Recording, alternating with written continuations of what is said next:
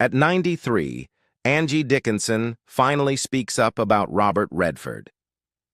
Angie Dickinson was born Angeline Brown on September 30th, 1931, in Culm, North Dakota.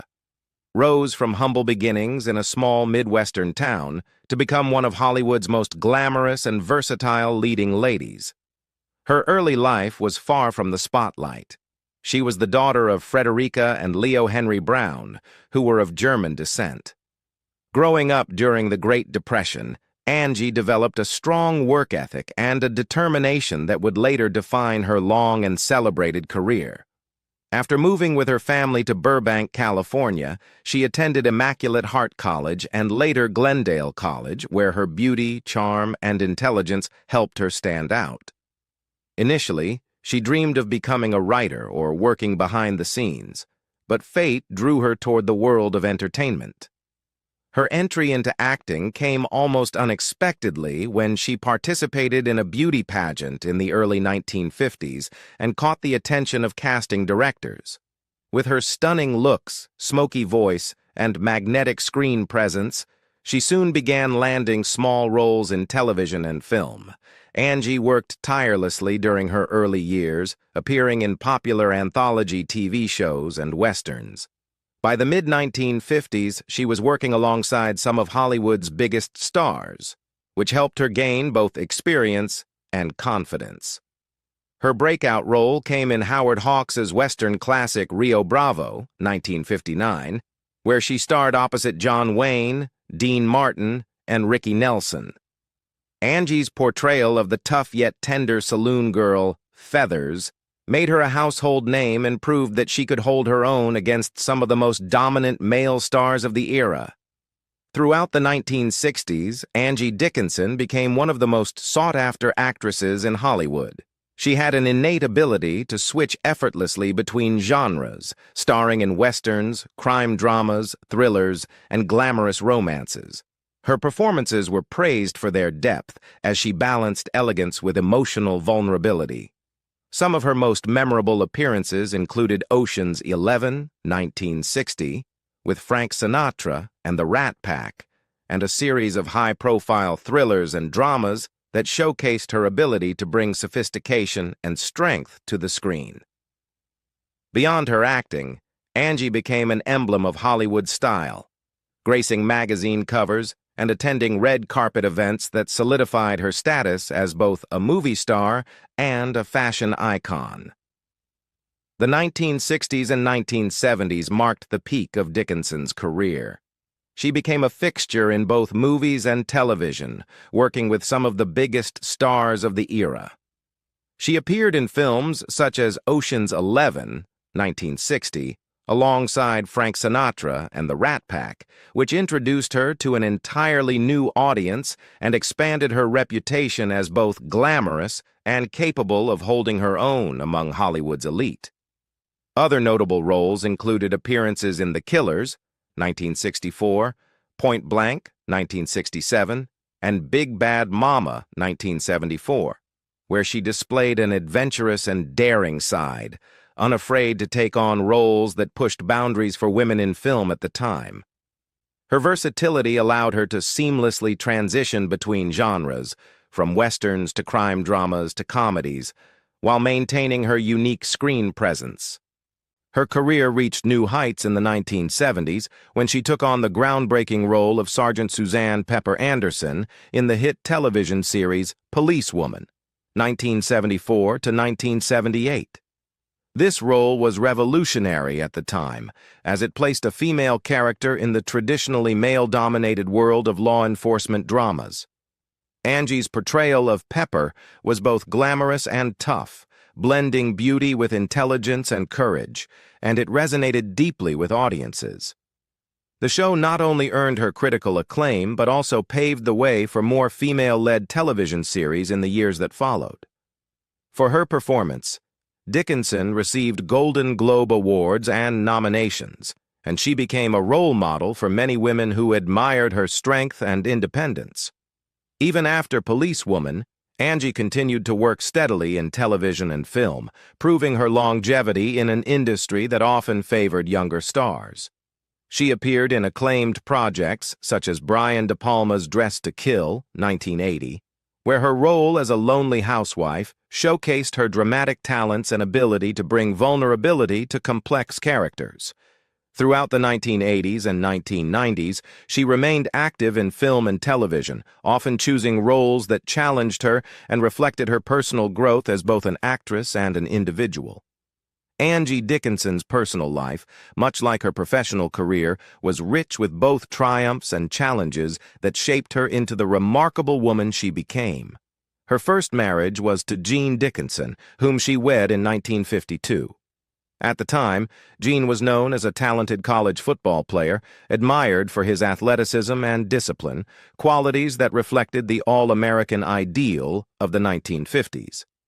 After leaving behind his athletic career, Gene eventually transitioned into the electronics business, a field that was beginning to expand rapidly in post-war America. The marriage lasted officially until 1960, though the couple had already separated in 1956. Despite the challenges in their relationship, Angie's connection with Gene played an important role in her early years as she was finding her footing in Hollywood. Interestingly, even after their divorce, she chose to retain his surname Dickinson, which became the name she carried throughout her career and by which she would ultimately be recognized worldwide. This decision not only signified continuity in her professional identity, but also gave her a certain distinction in Hollywood, where maintaining a recognizable name could have a significant impact on career longevity. During the years of her marriage to Gene Dickinson, Angie also developed deep and lasting friendships with some highly influential figures, among them the celebrated economist John Kenneth Galbraith and his wife, Catherine. The Galbraiths were part of an intellectual and diplomatic circle that offered Angie a window into a world far removed from Hollywood. Through their friendship, she was introduced to stimulating conversations about politics, global economics, and culture, which broadened her horizons and allowed her to interact with people of extraordinary intellect and influence. When John Kenneth Galbraith was appointed U.S. Ambassador to India by President John F. Kennedy, Angie visited the Galbraiths abroad.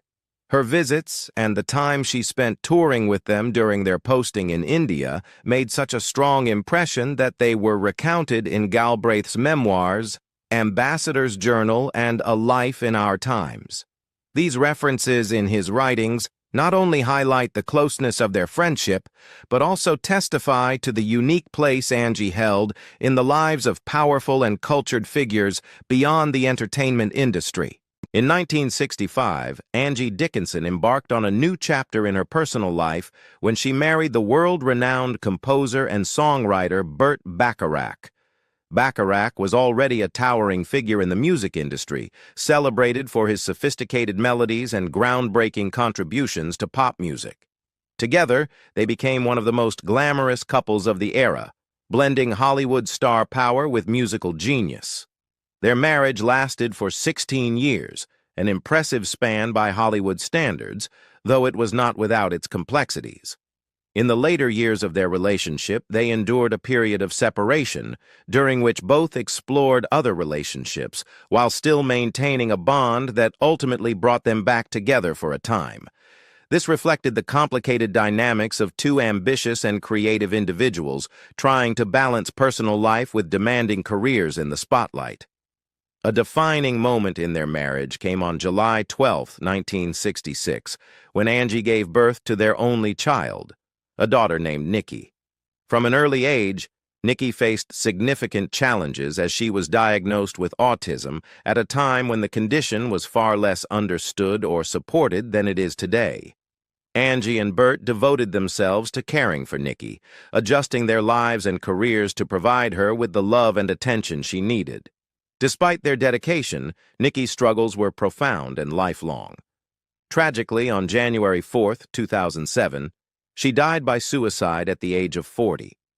Her loss was a devastating blow to both of her parents and left a lasting mark on Angie, who had always been an outspoken advocate for her daughter and had worked tirelessly to give her the best life possible under very difficult circumstances.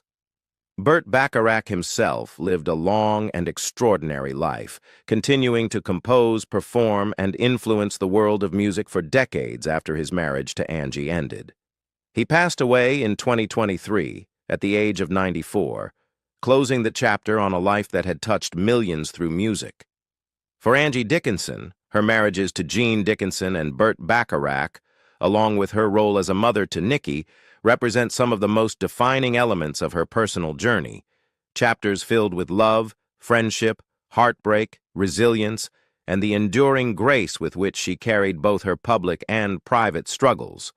At 93 years old, Angie Dickinson has lived through nearly a century of Hollywood's most dazzling highs and its darkest lows, and after decades of keeping her thoughts private, she has finally spoken out about Robert Redford following his passing. On September 16, 2025, Robert Redford, the legendary actor, director, and founder of the Sundance Film Festival, died peacefully in his sleep at his home in Sundance, Utah, at the age of 89. The news reverberated throughout the entertainment world, stirring memories of his extraordinary career and the profound impact he left on generations of audiences. For Angie Dickinson, however, the loss was personal in a way few people realized. She and Redford had crossed paths repeatedly over the years, both as colleagues in the business and as friends who admired one another from a respectful distance. When asked about her thoughts on Redford's passing, Dickinson took her time before responding, her voice steady but touched with the weight of memory. "Robert was one of those rare men in Hollywood," she said. "He was not only strikingly handsome, that part was obvious to everyone, but he also had integrity, which in this town is not always easy to find. He believed in doing things his own way, and he never let the studios or the press change who he really was." For Dickinson, who herself had fought for meaningful roles in an industry that often limited women to stereotypes, Redford's independence and refusal to conform set him apart from many of their peers. She recalled their early encounters in the 1960s, when both were climbing toward stardom. "I remember seeing him when he was still this young, almost shy actor," Dickinson noted. "He wasn't the Robert Redford the whole world would later know. But even then, he had that spark. You could feel it when he walked into a room. You just knew he was destined for something big." For Dickinson, who was already gaining recognition for her television and film work at the time, Redford's humility was refreshing. She emphasized that he never carried himself with arrogance, despite being aware of the attention his good looks and charm brought him. As she spoke, Dickinson did not shy away from acknowledging the unique challenges of being women in Hollywood at the same time as men like Redford.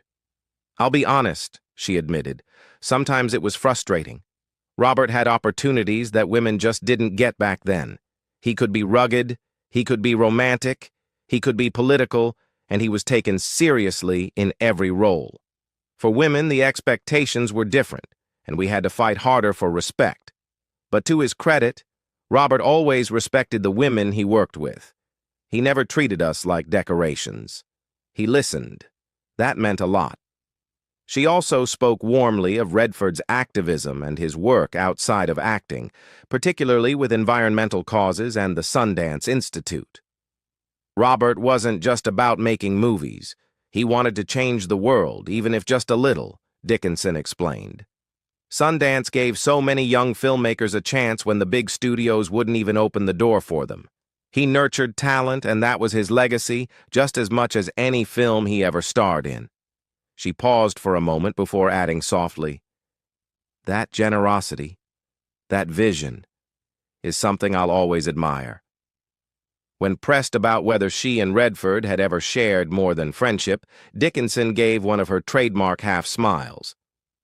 "People always ask that," she said with a laugh. "Robert was the kind of man women adored, and I was no exception. But the truth is, we never had a romance. We respected each other, we enjoyed each other's company, but it was never that. And maybe that's why our connection lasted as long as it did. There was never any baggage between us. Still, Dickinson acknowledged the undeniable charm Redford carried throughout his life. He had that combination of boyishness and strength that was irresistible, she reflected. Even in his later years, when his face was lined with experience, he had that twinkle in his eyes. He could make you feel like you were the only person in the room, and that's a gift very few people have. As for his death, Dickinson grew quiet, her words soft but filled with sincerity. It breaks my heart to know he's gone, but I find comfort in knowing he left this world peacefully, in the home he built with his own hands in Sundance. That was his sanctuary, and I think that's exactly how he would have wanted it.